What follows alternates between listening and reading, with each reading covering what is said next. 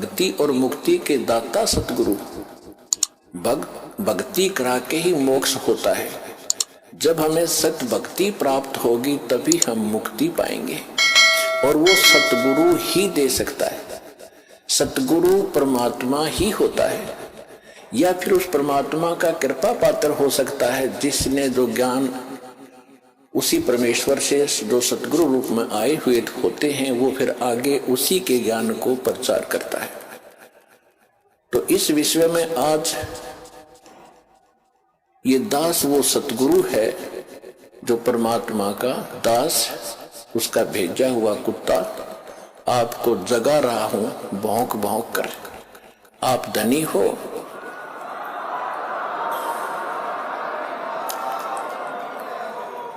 आप धनी हो, पिछले जन्म जन्मांतर के धनों बहुत है आपके पास, पुण्य धन। परमात्मा का भक्ति धन आपके पास बहुत ज्यादा है, और आप गफलत में सो रहे हो, चोर चोरी कर रहे हैं।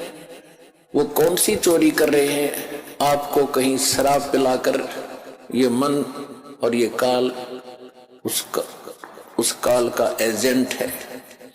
ये आपको ना जाने कहाँ सांग सिनेमा में ले जा करके वहां आपका समय व्यर्थ कराता है, और कहीं इधर झूठी भक्ति करवा के आपकी भक्ति धन का नाश करवाता है।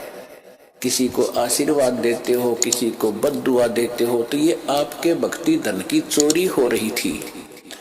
अब ये दास आपको भौंक रहा है गली गली में। पहले गांव गांव में, गली गली में गए, प्रचार ज्यादा बढ़ गया तो फिर परमात्मा की वही आवाज इस दास के, उसके कुत्ते की सीडी डीवीडी मेमोरी कार्ड बना के आप तक पहुंचाया।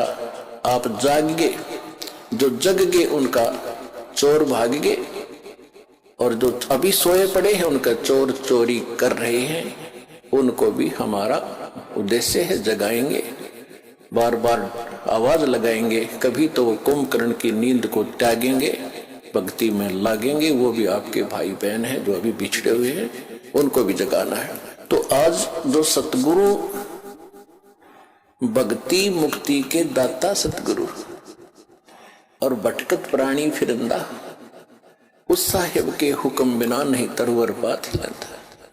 वही परमात्मा स्वयं ही अपने उस सुख स्थान को त्याग कर इस सबसे घटिया स्थान काल के लोक में आता है।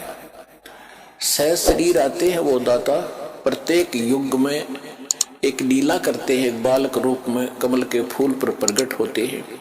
कुंवारी गायों से उनके बचपन की परवरिश होती है, और फिर बड़े होकर के वो परमात्मा एक आम नागरिक की भी, अच्छे नागरिक की भूमिका करते हैं और सतगुरु की भूमिका भी करते हैं। और फिर उसके अतिरिक्त दूसरी स्थिति में वो कभी भी प्रकट हो जाते हैं किसी स्थान पर, कोई साधु संत रूप बना के।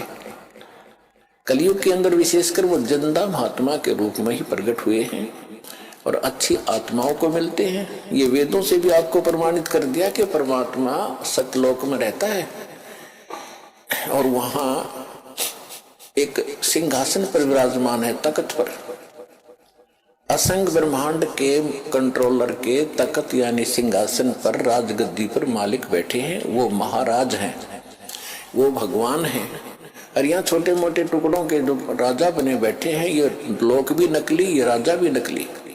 इनका अपना अस्तित्व नहीं, कब मर जाए, कब इनका विनाश हो जाए, कहाँ क्या बीमारी हो जाए।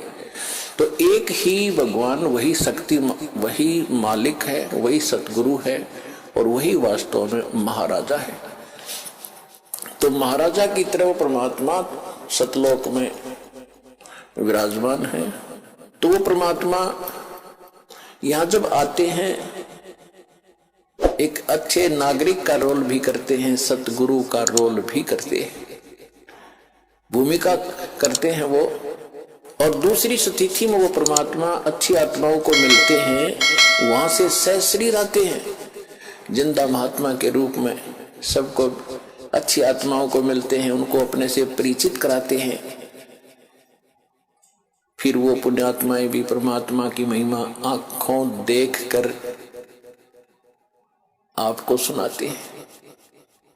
लेकिन सबसे बड़ी हमारे अंदर एक कमी रही, जो हम परमात्मा को नहीं पहचान सके, ना उन महापुरुषों की उन वाणी को हम समझ सके जिन्होंने अपने अमृत वाणी में एफिडेविट देकर गए, वो भगवान के विटनेस बने, गवाह बने। हम नहीं समझ सके क्योंकि हम अशिक्षित थे। हमारे पूर्वज जो थे वो श्रद्धालु गणे थे, विश्वासी बहुत थे, क्योंकि जो आत्मा अच्छी होती है वो विश्वास प्रत्येक पर कर लेती है। और परमात्मा ने आपको शिक्षा इसलिए नहीं दी पहले समय में, यह शिक्षा हमारी सबसे दुश्मन है।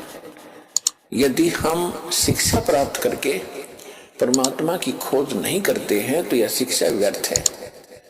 इस शिक्षा ने हमें अहंकारी बना दिया और मर्यादाहीन बना दिया। अधिक जानकारी के लिए पढ़े पुस्तक ज्ञान गंगा, गीता तेरा ज्ञान अमृत, जीने की राह, अंधश्रद्धा भक्ति, खतरा ए जान। www.jagatgururampalji.org से निःशुल्क डाउनलोड करके अपनी शंका का समाधान करें तथा अपना जीवन धन्य बनाएं।